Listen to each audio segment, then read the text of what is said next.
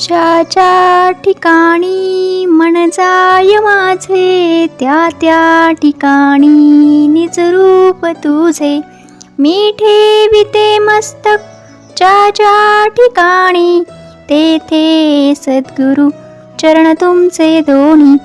तेथे सद्गुरु चरण तुमचे दोन्ही. या ओळी आपण नेहमीच ऐकत असतो आणि आपण म्हणत देखील असतो, परंतु या ओळींचा नक्की अर्थ काय आहे तो आज आपण या व्हिडिओतून जाणून घेणार आहोत. म्हणजे जो विषय आज आपण जाणणार आहोत त्या विषयाला अनुसरूनच या ओळी आहेत. तर युगानुयुगे आपल्या भूतलावरती देवी देवतांनी त्यांचा अवतार घेतला आणि त्यांच्या अवतार कार्यामध्ये त्यांनी कोणतेही शस्त्र अस्त्र मागे ठेवले नाही. परंतु याला अपवाद मात्र आपले दत्त महाराज आहेत. दत्त महाराजांनी जे जे अवतार घेतले त्यांच्या अवतार कार्यामध्ये त्यांनी आपल्यासाठी, आपल्या भक्तांच्या कल्याणासाठी त्यांच्या पादुका येथे ठेवल्या आहेत. तर आज आपण या व्हिडिओद्वारे या पादुकांचे काय महत्त्व आहे किंवा पादुकांचे दर्शन का घ्यायचे, पादुकांचे दर्शन कसे घ्यायचे, या सर्व प्रश्नांची उत्तरे आपण या व्हिडिओद्वारे आज जाणून घेणार आहोत. तर व्हिडिओला सुरुवात करण्या अगोदर मी स्वामी महाराजांना त्रिवार वंदन करते. गुरु सर्वांना श्री स्वामी समर्थ म्हणून आजच्या सुंदर छान अशा माहितीला सुरुवात करते. तर दत्त महाराजांनी जे जे अवतार घेतले त्यांच्या अवतार कार्यामध्ये ज्या ज्या ठिकाणी त्यांचं वास्तव्य होतं त्या त्या ठिकाणी आपल्याला पादुकांचे दर्शन घ्यायला भेटते किंवा आपण तिथे पादुकांचेच दर्शन घेत असतो. तर सर्वप्रथम आपण जाणून घेऊया की गुरु दत्तात्रय किंवा गुरु दत्तात्रय महाराजांचे जे जे अवतार होते त्या अवतारांविषयी आपण माहिती जाणून घेऊया आणि त्यानंतर पादुकांचे महत्त्व आणि पादुकांचे दर्शन कसे घ्यायचे असे क्रमवार आपण जाणून घेणार आहोत. तर सर्वप्रथम भगवान दत्तात्रयांचा जो अवतार झाला तर भगवान दत्तात्रय महाराजांच्या आईवडिलांचे नाव होते अत्री आणि अनुसूया. त्यांचं जन्मस्थान हे माहूर आहे जे की नांदेड जिल्ह्यात आहे महाराष्ट्रामध्ये. त्याचप्रमाणे त्यांचं निवास क्षेत्र जे आहे ते गिरनार हे गुजरातमध्ये आहे आणि त्यांचा वेश आहे तो अवधूत आहे. दत्त महाराजांची जयंती मार्गशीर्ष शुक्ल पक्ष 15 होत असते. तर त्यानंतरचा प्रथम अवतार म्हणजे श्रीपादशी वल्लभ. श्रीपादशी वल्लभ महाराजांच्या मातापितांचे नाव सुमती आणि अप्पलराज आहे. जन्मस्थान हे पिठापूर जे की आंध्र प्रदेश येथे आहे. निवास क्षेत्र कुरवपूर जे की कर्नाटकच्या अगदी जवळच आहे. वेश हा ब्रह्मचारी आहे आणि या महाराजांची म्हणजे श्रीपादशी वल्लभ महाराजांची जयंती भाद्रपद शुक्ल 4 ला आपण साजरी करत असतो. त्यानंतर द्वितीय अवतार म्हणजे श्री नृसिंह सरस्वती. नृसिंह सरस्वती महाराजांच्या मातापिताचे नाव अंबा आणि माधव होते.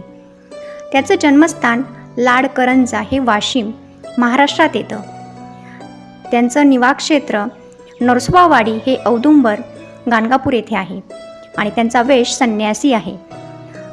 श्री नृसिंह सरस्वती महाराजांची जयंती पौष शुक्ल 2 ला आपण साजरी करत असतो.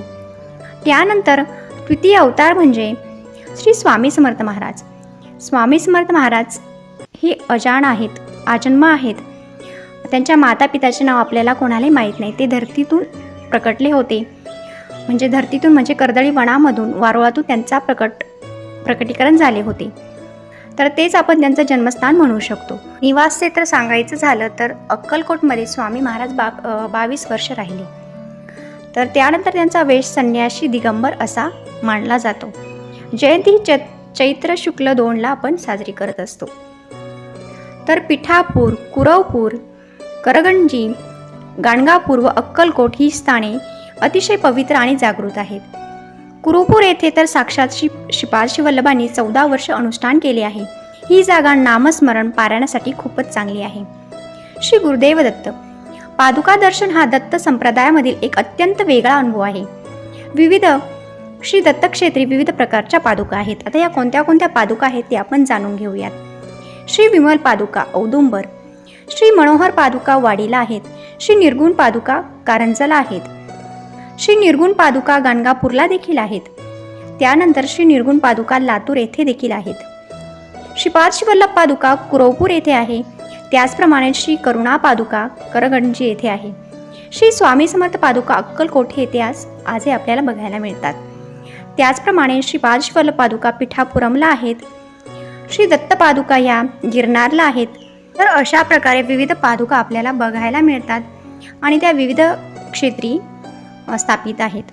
अवधूत पादुका देखील आहेत त्या बाळेकुंद्रे येथे आहेत. त्याचप्रमाणे प्रसाद पादुका म्हणून आहेत त्या वासुदेव निवास येथे आहे. तर आता आपण गुरु पादुकांचे महत्त्व जाणून घेत आहोत.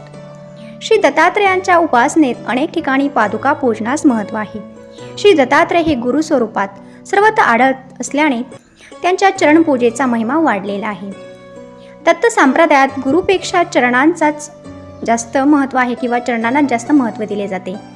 म्हणून दत्तपंथीयात श्री गुरु व त्यांच्या चरण पादुका यांना फार महत्त्व आहे. श्री गुरूंच्या व इष्टदेवतेच्या पादुका पूजनाचा प्रकार हा फार पूर्वीपासूनचा आहे.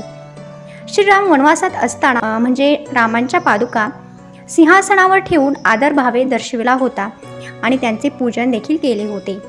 अतिशय प्रिय व्यक्तीविषयी थोर व्यक्तीविषयी आदर दाखविणे म्हणजे त्यांच्या पायावर डोके ठेवणे.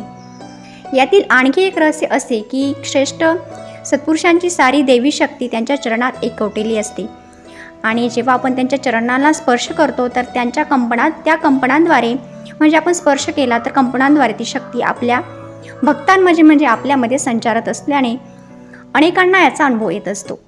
म्हणूनच अनेक दत्त स्थानात दत्त मूर्तीपेक्षा दत्त पादुकांना महत्त्वाचे स्थान मिळाले आहे. तर आपण बघतो की गिरनार शिखरावरती दत्तात्रेयांच्या पादुका आहेत. गाणगापूर येथे देखील श्री नृसिंह सरस्वती यांनी निर्गुण पादुकांच्या मागे ठेवल्याची कथा आहे. नृसिंहवाडीला देखील दत्त पादुकांचीच पूजा केली जाते. देवगिरीवर जनार्दन स्वामींच्या समाधीस्थानी पादुकाच आहेत. विष्णूचा जसा शाळीग्राम तसे दत्तोपासनेत दत्तांच्या पादुकांना महत्त्वाचे स्थान आहे. या दत्त पादुकांची पूजा सगुण व निर्गुण स्वरूपात केली जाते. म्हणूनच मी ठेवितो मस्तक ज्या ज्या ठिकाणी तेथे सद्गुरू चरण तुमचे दोन्ही असे म्हटले जाते. म्हणजे असे म्हणून नम्रपणे नतमस्तक होऊन असं आपण बोलतो. सुरुवातीला मी तुम्हाला ज्या ओळी ऐकवल्या त्याचाच हा भाव आता इथे तुम्हाला मी सांगत आहे. मी ठेवितो मस्तक ज्या ज्या ठिकाणी तेथे सद्गुरू चरण तुमचे दोन्ही. हा नम्र भाव आपण नतमस्तक होऊन भगवंताला अर्पण करत असतो. तर आता आपण जाणून घेत आहोत की पादुकांचे दर्शन कसे घ्यायचे किंवा पादुकांना नमस्कार कसा करायचा. तर पादुका हे शिव आणि शक्ती यांचे प्रतीक असते. नमस्कार करताना त्रास होऊ नये म्हणून पादुकांच्या खुंट्यावरती डोके न ठेवता पादुकांच्या पुढच्या भागावर डोके ठेवून नमस्कार करायचा असतो. डावी पादुका ही शिवस्वरूप आणि उजवी पादुका ही शक्ती स्वरूप असते. डावी पादुका म्हणजे ईश्वराची अप्रकट तारक शक्ती आणि उजवी पादुका म्हणजे ईश्वराची अप्रकट मारक शक्ती. तर पादुकांच्या अंगठ्यातून म्हणजेच पादुकांच्या खुंट्यातून आवश्यकतेप्रमाणे ईश्वराची तारक आणि मारक शक्ती बाहेर पडत असते. ज्यावेळी आपण पादुकांच्या अंगठ्यावर डोके टेकून नमस्कार करतो त्यावेळी काही जणांना त्यातील प्रकट शक्ती न पेलवल्याने त्रास होऊ शकतो. यासाठी पादुकांना नमस्कार करताना शक्यतो डोके पादुकांच्या अंगठ्यावर न ठेवता पादुकांच्या पुढच्या भागावर जेथे संतांच्या पायांची बोटे येतात तेथे टेकवावी. तर अशा प्रकारे पादुकांना नमस्कार करायचा असतो. तर अशा प्रकारे आज आपण या व्हिडिओद्वारे दत्त महाराजांचे अवतार त्याचप्रमाणे पादुकांचे महत्त्व, पादुका कोठे कोठे आहेत, त्याचप्रमाणे पादुकांचे दर्शन कसे घ्यायचे याची सर्व माहिती आपण या व्हिडिओत बघितली. तर तुम्हाला ही माहिती कशी वाटली ते तुम्ही मला कमेंटमध्ये नक्की सांगा. त्याचप्रमाणे आणि व्हिडिओ आवडल्यास लाईक करा, शेअर करा आणि चॅनलला सबस्क्राईब करा. तर आजचा व्हिडिओ मी इथेच संपवते. पुन्हा आपण भेटूया छान अशा माहितीसोबत किंवा छान अशा अनुभवासोबत. तोपर्यंत तुम्ही सर्वांनी काळजी नक्की घ्या. तुम्हा सर्वांना श्री स्वामी समर्थ, श्री स्वामी समर्थ, श्री स्वामी समर्थ, श्री स्वामी समर्थ.